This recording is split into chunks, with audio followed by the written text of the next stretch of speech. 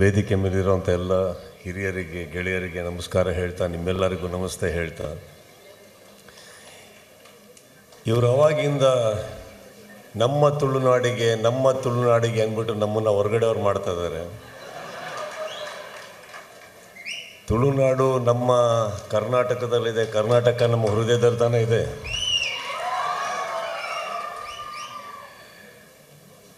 ಒಂದು ಮಾತು ಮಧ್ಯದಲ್ಲಿ ಹೇಳಿದ್ರು, ನಾವು ಅರ್ಧ ಈ ಕಡೆಯವರು ಅಂತ. ನೋಡಿ, ನಮ್ಮ ಅಪ್ಪಂಗೆ ಕರ್ನಾಟಕದೆಲ್ಲ ಹೋಗಿ ಹೋಗಿ ಇಲ್ಲಿನ ಹುಡುಗಿನೇ ಇಷ್ಟ ಆಗಿದ್ದು.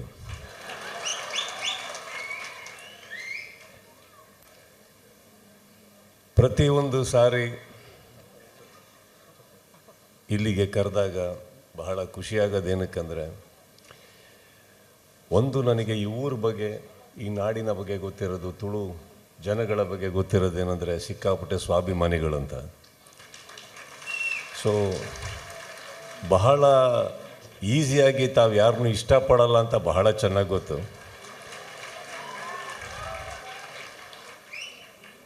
ಅಂಥದ್ರಲ್ಲಿ ನಿಮ್ಮ ಮನಸ್ಸುಗಳಲ್ಲಿ ಎಲ್ಲೋ ಒಂದು ಚಿಕ್ಕ ಜಾಗ ನಮಗೆ ಕೊಟ್ಟಿದ್ದೀರ ಅಂದರೆ, ತಾವೇನು ಆ ಒಂದು ನನಗೆ ಕೂತ್ಕೊಳ್ಳೋಕ್ಕೆ ಹಾಕಂಥ ಒಂದು ಪೀಠ ಇರ್ಬೋದು, ಅದಕ್ಕಿಂತ ಬಹಳ ದೊಡ್ಡ ಸ್ಥಾನ ನಿಮ್ಮ ಮನಸ್ಸಲ್ಲಿ ಕೊಟ್ಟಿದ್ದಕ್ಕೆ ನನಗೆ ಅದು ಯಾವುದು ಬೇಡಿ. ಆ್ಯಂಡ್ ಇಲ್ಲಿ ನಿಮ್ಮ ಒಂದು ಗೌರವ ನಾನು ಸ್ವೀಕರಿಸಿಲ್ಲ ಅಂತ ಅಂದ್ಕೊಂಬೇಡಿ.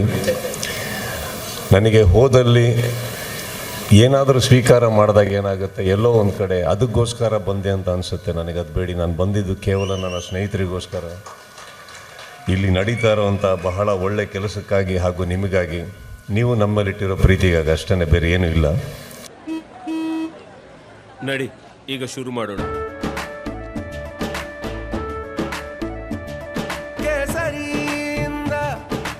ಮನೋಲ್ಲಾಸ ಮನಸ್ಸು ಮತ್ತೇರಿ ಕುಣಿದಾಡಿದೆ ನೋಡು, ಮನಸ್ಸು ಮತ್ತೇರಿ ಕುಣಿದಾಡಿದೆ ನೋಡು. ಕ್ಷಣ ಕ್ಷಣವೂ ಆಚರಿಸಿ ಕೇಸರಿ ಹಬ್ಬ. ವಿಮಲ್ ಬಾಯಲ್ಲಿ ಹೇಳಿ ಕೇಸರಿ. ಇದ್ರ ಮೇಲೆ ನನ್ನ ತಾಯಿ ತುಂಬ ಚೆನ್ನಾಗಿ ತುಳು ಮಾತಾಡ್ತಾರೆ. ಒಂದು ದಿವಸ ಅವ್ರನ್ನ ಕಳಿಸ್ಕೊಡ್ತೀನಿ, ನೀವು ಕೇಳಿ. ನಾನೇ ಮಾತಾಡ್ತಾ ಇದ್ದೀನಿ ಅಂದ್ಕೊಂಡು ನನಗೆ ಬೇರೆ ಏನು ಹೇಳ್ಕೊಟ್ಟಿಲ್ಲ. ಎಂಚಿನ ಮಾರರೆ ಉಣಸಾಂಡ ಇಷ್ಟು ಹೇಳ್ಕೊಟ್ಟಿದ್ರು ನನಗೆ. ಯಾಕಂದರೆ ಬಂದವರಿಗೆ, ಅತಿಥಿಗಳಿಗೆ ಕೆಲವು ಮಾತಾಡೋದಕ್ಕೋಸ್ಕರ ಹೇಳ್ಕೊಟ್ಟಿದ್ರು. ಇನ್ನು ಸುಮಾರು ಒಂದು 22 ವರ್ಷದ ಸ್ನೇಹಿತರು ನನಗೆ, ಪ್ರವೀಣ್ ಶೆಟ್ಟರು. ಅವ್ರು ಸಿಕ್ಕಿದಾಗೆಲ್ಲ ನಮಗೆ ದುಬೈಲಿ ಸಿಗ್ತಾಯಿದ್ರು. ಸೊ ನಮಗೆ ತುಳು ಹೇಳೇ ಕೊಟ್ಟಿಲ್ಲ ಅವರು. ಪ್ರತಿ ಸಾರಿ ಇತ್ತೀಚಿನ ದಿನಗಳಲ್ಲಿ ಯಾವಾಗಲೂ ಮಂಗಳೂರಿಗೆ ನಾವು ಬಂದು ಹೋಗ್ತಾ ಇದ್ವಿ. ಬಟ್ ಆದರೆ ಇತ್ತೀಚೆಗೆ ನಮ್ಮ ಕನ್ನಡ ಚಿತ್ರರಂಗಕ್ಕೆ ನಿಮ್ಮವ್ರು ತುಂಬ ಜನ ಬಂದ್ಬಿಟ್ಟು ಕನ್ನಡ ಯಾವುದು ತುಳು ಯಾವುದು ಅಂತ ಗೊತ್ತಾಗ್ತಾ ಇಲ್ಲ. ಈಗ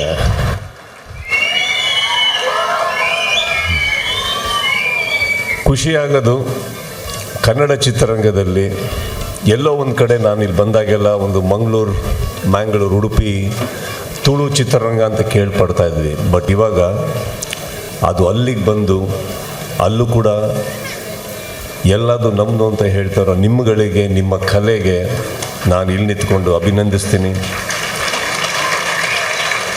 ವೇದಿಕೆ ಮೇಲೆ ಅಷ್ಟು ಚೆನ್ನಾಗಿ ನೃತ್ಯ ಮಾಡಿದಂಥ ಎಲ್ಲ ಕಲಾವಿದರಿಗೂ ನಮಗೋಸ್ಕರ ಮಾಡಿದ್ದಕ್ಕೆ ಧನ್ಯವಾದಗಳನ್ನ ಹೇಳ್ತಾ, ಇಬ್ಬರು ಲಾಸ್ಟಲ್ಲಿ ಬಂದರು, ತಿರುಗಿದ್ರು.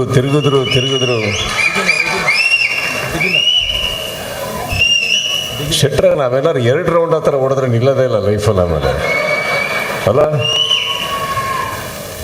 ಅದು ಗೊತ್ತಿಲ್ಲ ಅದು ಯಾವ ಥರದ್ದು. ಸೊ ಆ ಥರ ಕಲೆ ನಿಮ್ಮಲ್ಲಿ ಮಾತ್ರ ಇರೋದು, ಅದನ್ನು ಓಪನ್ ಆಗಿ ಹೇಳ್ತೀನಿ ನಾನು. ಆ್ಯಂಡ್ ಅಷ್ಟು ಸುತ್ತದ ಮೇಲೂ ಬ್ಯಾಲೆನ್ಸ್ ಆಗಿದ್ದೀರಲ್ಲ ಶೆಟ್ರ, ನೀವು 2 ಗ್ಲಾಸಲ್ಲಿ ಬಿದ್ದೋಗ್ತೀರ.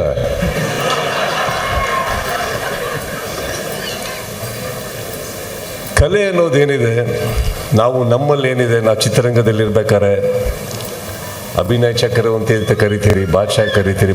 ಒಂದು ಮಾತು ಸತ್ಯ ಹೇಳ್ತೀನಿ, ನಾವು ಸ್ವಲ್ಪ ಹೊರನೋಟಕ್ಕೆ ಹೋಗಿ ಪ್ರತಿಯೊಂದು ಕಡೆ ಹೋದಾಗಲೇ ಗೊತ್ತಾಗೋದು ನಾವಿನ್ನೂ ಎಷ್ಟು ಚಿಕ್ಕವರು ಅಂದ್ಬಿಟ್ಟು.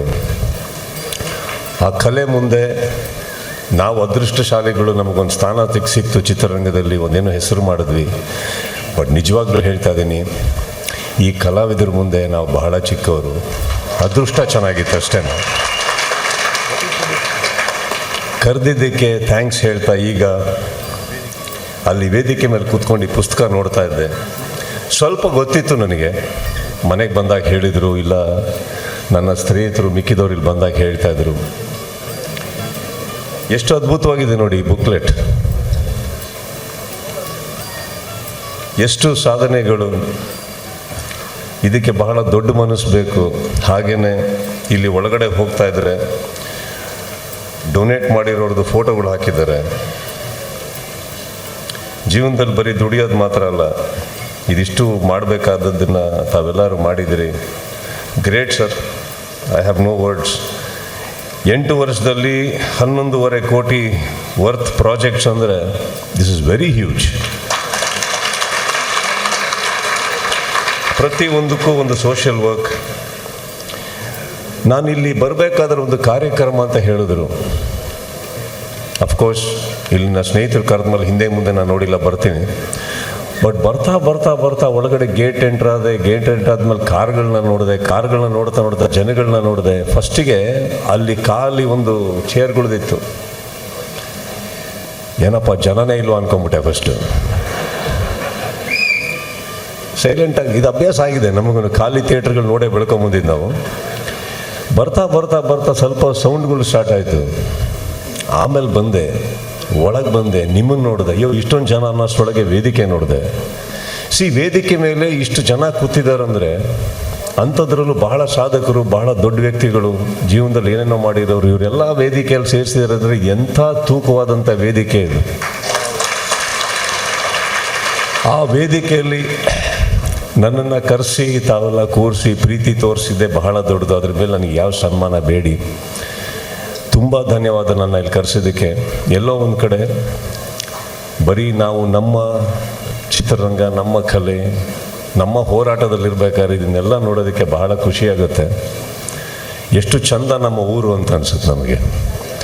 ಆ ಪ್ರೀತಿ ತೋರಿಸಿದ್ದಕ್ಕೆ, ಇಲ್ಲಿ ಕರೆಸಿದ್ದಕ್ಕೆ ಪ್ರತಿಯೊಬ್ಬರಿಗೂ ಹೃದಯಪೂರ್ವಕ ಧನ್ಯವಾದಗಳನ್ನ ಹೇಳ್ತಾ, ಪಟ್ಲ ಫೌಂಡೇಶನ್ ಇನ್ನಷ್ಟು ದೊಡ್ಡದ ಮಟ್ಟಿಗೆ ಬೆಳೀಲಿ, ಇನ್ನೂ ತುಂಬ ಜನಕ್ಕೆ ಒಂದು ಆಲದ ಮರವಾಗಿ ಆಲ್ರೆಡಿ ನಿಂತಿದ್ದೆ, ಇನ್ನೂ ದೊಡ್ಡದಾಗಿ ಬೆಳೀಲಿ ಅಂತ ಹೇಳ್ತಾ ಕರೆಸಿದ್ದಕ್ಕೆ ಥ್ಯಾಂಕ್ ಯು. ಪ್ರತಿಯೊಬ್ಬರಿಗೂ ಮತ್ತೊಮ್ಮೆ ಥ್ಯಾಂಕ್ ಯು ಹೇಳ್ತಾ, ಪಟ್ಲ ಅವರೇ ಎಲ್ಲಿದ್ದೀರಿ? ಬನ್ನಿ. ಇವರು ನಮ್ಮ ಮನೆಗೆ ಬಂದಾಗ ಭಾಳ ಒಂದು ಸಿಂಪಲಾಗಿ ಒಂದು ಕುರ್ತಾ ಹಾಕೊಂಬಂದರು. ನಮ್ಮ ಆದರ್ಶ್ ಶೆಟ್ಟಿ ಕರ್ಕೊಂಬಂದ್ಬಿಟ್ಟು ನಮ್ಮ ಆದರ್ಶ್ ಶೆಟ್ಟಿಗೆ ಎಲ್ಲಿದ್ದೀರಾ? ಹಾಂ, ಇವರಿಗೆ ಸ್ವಲ್ಪ ನಮ್ಮ ಪ್ರಧಾನಮಂತ್ರಿಯವ್ರ ಥರ ಡ್ರೆಸ್ ಮಾಡೋ ಹುಚ್ಚು. ಅವ್ರ ಥರ ಆಗಬೇಕು ಅಂತ ಏನೋ ಕನಸಿರ್ಬೇಕೇನೋ ಗೊತ್ತಿಲ್ಲ, ಹೋದಲ್ಲೆಲ್ಲ ಹೀಗೆ ಇರ್ತಾರೆ. ಇವರೊಟ್ಟಿಗೆ ಇವ್ರು ಬಂದಾಗ ನಾನು ಬಹುಶಃ ಯಾರೋ ಫ್ರೆಂಡ್ ಇರಬೇಕು ಅಂತ ಅಂದ್ಕೊಂಡ್ರು. ಆಮೇಲೆ ಅಲ್ಲಿ ಕೂತ ಮೇಲೆ ಇವ್ರ ಕೆಲಸಗಳನ್ನ ಹೇಳ್ತಾ ಇದ್ರು. ಸಡನ್ನಾಗಿ ನನಗೆ ಅನಿಸಿದ್ದು, ನೀವು ಯಾಕ್ರಿ ಇಷ್ಟೊಂದು ಬಟ್ಟೆ ಹಾಕೊಂಡಿದ್ದೀರಾ? ಅವ್ರು ಹಾಕೊಬೇಕಲ್ವಾ? ಆ ವ್ಯಕ್ತಿ ಬಗ್ಗೆ ಏನಕ್ಕೆ ಹೇಳಿದೆ ಅಂದರೆ, ಎಷ್ಟು ಸಿಂಪಲ್ಲಾಗಿ ಬಂದಿದ್ರು. ಆಮೇಲೆ ಅವ್ರ ಸಾಧನೆಗಳು ಹೇಳ್ತಾ, ಅವ್ರ ಕೆಲಸಗಳನ್ನ ಹೇಳ್ತಾ ನನಗೆ ಸಡನ್ನಾಗಿ ನೋಡಿ 50 kg ಇಲ್ಲ ಏನು, ನೋಡೋಕ್ಕೆ ಸಿಂಪಲ್ಲಾಗಿ ಮನೆಯಿಂದ ಬಂದು ಒಂದು ಉದ್ಯಮಿ ಕೆಲಸಕ್ಕೆ ಹೋಗಿ ಬರೋರ ಥರ ಇದ್ದಾರೆ. ಆಮೇಲೆ ನೋಡ್ತಾ ಆ ಪುಸ್ತಕ ಓಪನ್ ಮಾಡಿದೆ. ಎಂಥ ಪುಸ್ತಕ ರೀ ಇವರು, ಅದ್ಭುತವಾದಂಥ ಒಂದು ಬುಕ್ ಇವರು. ಇವತ್ತಿಗೆ ಇಷ್ಟೊಂದು ದೊಡ್ಡ ಮನಸ್ಸಿರುವಂಥ ಸಾಧಕರ ಮುಂದೆ ನಾವು ನಿಂತ್ಕೊಳ್ಳೋದಕ್ಕೆ ಹೆಮ್ಮೆ ಪಡ್ತೀನಿ. ನಿಮ್ಮೆಲ್ಲರೊಟ್ಟಿಗೆ ಕೂತ್ಕೊಳ್ಳೋದಕ್ಕೆ ಹೆಮ್ಮೆ ಪಡ್ತೀನಿ. ಕರೆಸಿದ್ದಕ್ಕೆ ಥ್ಯಾಂಕ್ ಯು ಹೇಳ್ತಾ, love you all, have a great time. Thank you.